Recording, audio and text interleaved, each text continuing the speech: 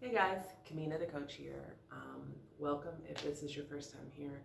Um, my name is Kamina the coach. I've been working and living abroad for over a decade.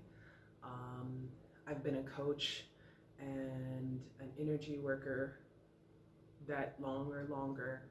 I have lived in 9 different countries, currently in the Middle East. Um, During COVID, I moved back to the United States. I'm also a transracial adoptee, someone adopted by someone who's not the same race as them, and I'm a late discovery adoptee. I didn't find out I was adopted until I was 32.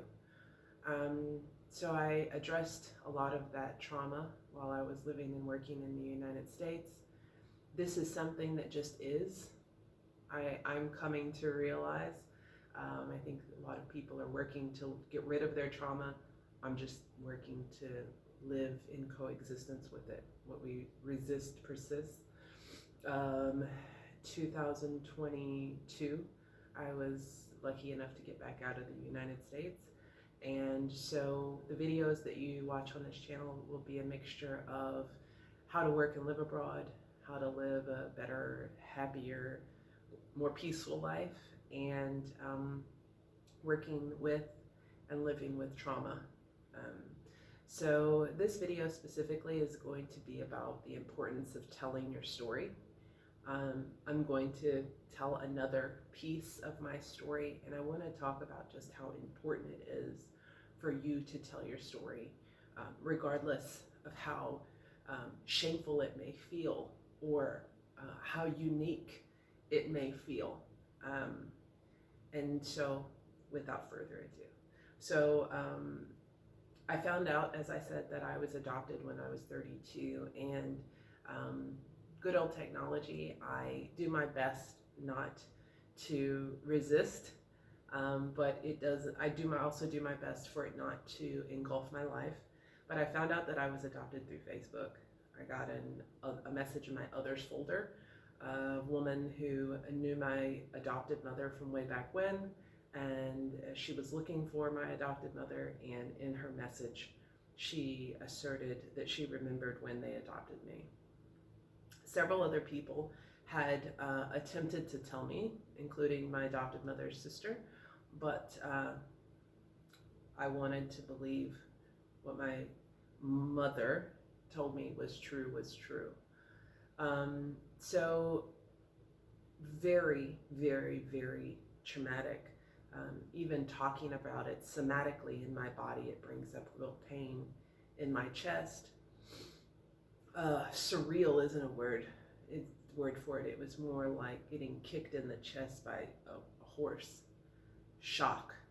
And I threw myself into trying to find out more about it, and got hit by a lot of roadblocks, as a lot of adoptees do, because the system is created to protect the adoptive mothers and the adoptive families, but not us that were adopted.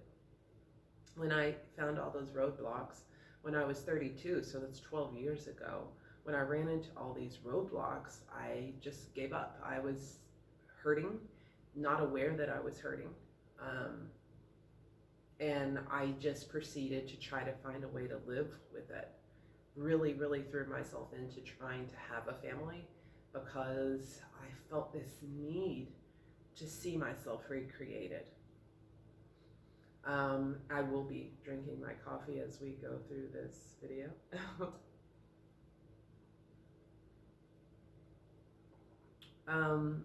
So, as I said, during COVID, I moved back to the United States and started addressing some of this adoption trauma, and was really lucky enough to be able to find my biological family, both sides. Not to say that it was easy, warm, or fuzzy the way that they portray it on television, but it was necessary. If you're adopted and you have doubts about searching, I implore you to seriously consider the attempt. I think that I've always said growth is painful, and it healed parts of me, and it was painful it was like, a better way to say it is that I had a wound that hadn't fully closed, And in order to fully close it, it had to be reopened, ripped open. Horribly painful for an extended period of time. Excuse me. It was hard, very, very, very hard. And I'm still thankful to go through it. And I know that that sounds very woo-woo, but it's the truth. It eliminated that desperate need that I had to see myself recreated. And I finally was able to lean into reparenting myself and taking care of me, and understanding that reparenting myself is going to take the rest of my life, and that I would not have been able to be to a child what a child deserves, because I need to spend this time reparenting myself. Not just that, I think that sounds wildly selfish. So here we come into the part about sharing our story. I wasn't put here for me, and I can't tell you about what your story or what your purpose is, but I was definitely not put here for me. And so in taking care of myself, in realizing my own light and sharing that story, giving others permission to do the same. And I think that that's very, very important.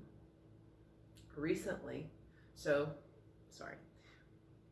returning to where I was, good old Facebook, I received on Thursday, today is Saturday, September the 16th, 2023. And on Thursday of this past week, I got a message, another others box on Facebook, from somebody asking, was I the child of the daughter of my adopted father? And I'm immediately 8 or 9 years old. My inner child came forefront. Luckily, I am getting to the point where even in trauma, I am able to keep my logic brain online, but I also was able to recognize that controlling, making all the decisions was my 8 or 9-year-old self, having a very serious tantrum.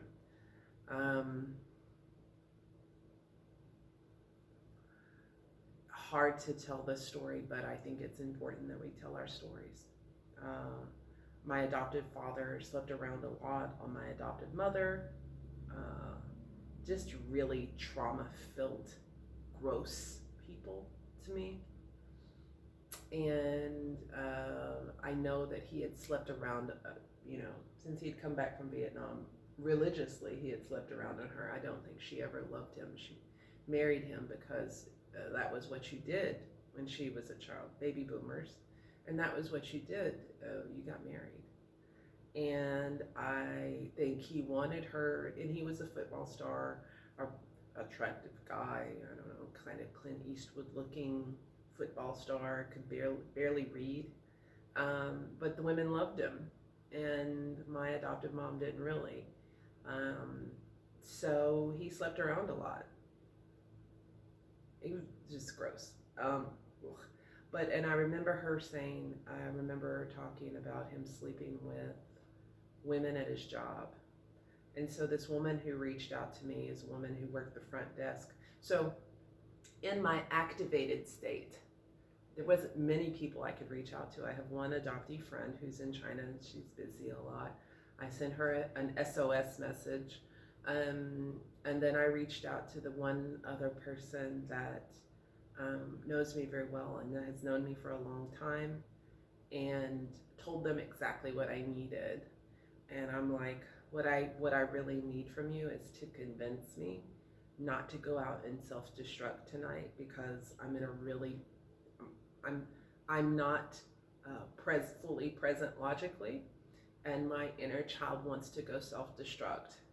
So I really need for you to convince me to not go self-destruct tonight. And my friend tried to logic me out of this, and I had to stop him. And I said, all this stuff that you want to say, I need you to stop and understand that and talk to me the way that you would an 8 or 9-year-old child. And understand that none of that logic makes any sense right now to me, because I'm functioning on the level of an 8 or a 9-year-old child. And thank goodness that I've done the work and was able to say that. And so we talked for a while, and my friend suggested, why don't you just call the woman? Because I'm going through all the things she might be, and did she have a child with him? And I definitely don't want to hear that. I didn't know I wasn't his until I was 14 or 15, because they also hid from me my race. So 14 or 15, I found out he wasn't my real father. And then when he died, didn't leave me anything. And I was the only one that kind of stuck around. His own biological child took his family and went away. His biological child who molested me when I was young. And when I said something about it, they just swept it under the rug and hid it. But even though I was the one who stuck around, even after the abuse and trauma, when he died, I got nothing. So finding out that he potentially had other children out there, and it was just too much. All the things it could have been. My friend said, just call her. Just see. I'm like, all right, well, that's what we're gonna do. And it's unfortunate that in my wildly activated state, I can't fully articulate myself. And I'm disappointed with how the conversation went, because she proceeded to, in the most naive, ridiculous way, tear open some of my deepest, most personal wounds. And this is kind of how she sounded to me. She's like, I used to work with your dad. I worked at the front desk. You don't remember me? You used to kind of... I'm 44. Of course, I don't remember you. Your dad was just so special. Yeah, I'm sure he was special since you were sleeping with him. But of course, I didn't have the wherewithal to say that. I continued to say, I didn't know I was adopted. I didn't find out I was adopted. Well, of course I knew you were adopted. So yet another person who knew that I was adopted when I didn't. Pain. I said, this is really painful to me. And she was like, oh, I'm sure it is, but continued on. And I remember when your dad was leaving the job and you were running away, and typical teenage stuff. No, ma'am. And I should have stopped her there. Not typical teenage stuff. My mother was sleeping with the person I was seeing and had the police come and escort me out. My parents were both alcoholics, and he was beating her and raping her in front of me. But I couldn't get these things out because I was so activated. And I think that my biggest regret from the conversation is that I didn't get to say these things. I always wondered what happened to your dad. I was like, he drank himself to death. Oh, I'm so sorry. But I'm not. And I kept saying to her, I haven't talked to these people in years, ma'am. But she kept going on, and she would kind of say that she acknowledged what I heard, but it didn't matter because she needed to say what she needed to say with complete disregard for how it was affecting me. And I'm baffled about that.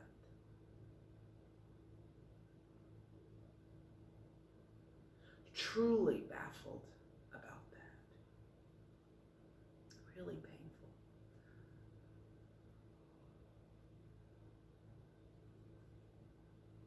So eventually I was like, look, Mary, I gotta go. And I hung up on her and I blocked her. And went out that evening and was self-destructive. And I'm super thankful for 2 people that I work with who were able to hold me, hold space for my wounded child, and make sure that I didn't damage myself too badly. They had deep compassion for me. They made space for me, and they made sure that I was okay. And I'm so thankful. I also am able to forgive myself and have compassion for myself for doing it. I'm not mad at myself for doing it. I recognize what was going on. And I'm actually proud of how I handled it, really. After the evening, I came home and I called my friend and told my friend what happened and had a very deep cry. And I just allowed myself to lament, why me? Because I avoid that a lot of the times, because why not me? And the most profound thing that my friend said was that a lot of people go through this. And that I went through things too, not as horrible as yours, but I went through things too. And that was when I decided to make this video. Tell your story so that others know that they're not alone. You are not alone in your suffering. To be human is to suffer. You are not alone in your suffering. You are not alone in your pain. You are not alone in your grief. You are not alone. And telling your story is your gift to humanity so that other people know that they are not alone. While you may not share my particular story, maybe somebody is sharing yours and feeling lonely and isolated and contemplating all sorts of horrible things because they feel alone in their pain. Share your story. Even if you aren't living in communes circled by a lot of people, we were still not put here to be alone. I can't speak to your purpose, but your light to the world, whatever your color of light is needed. And I hope that by me igniting my flame and letting it burn wildly for the world to see gives you permission to shine yours as well. I share it with you freely. Let me light your wick. Glow, burn brightly, and give others the permission to shine, to grieve, to cry, to scream, to love, to share. It's so important. And while I still feel sad, I also feel love. And I feel loved and I feel held. And I feel my purpose so deeply to continue to share my love with humanity, even when I feel like I've lost faith in it.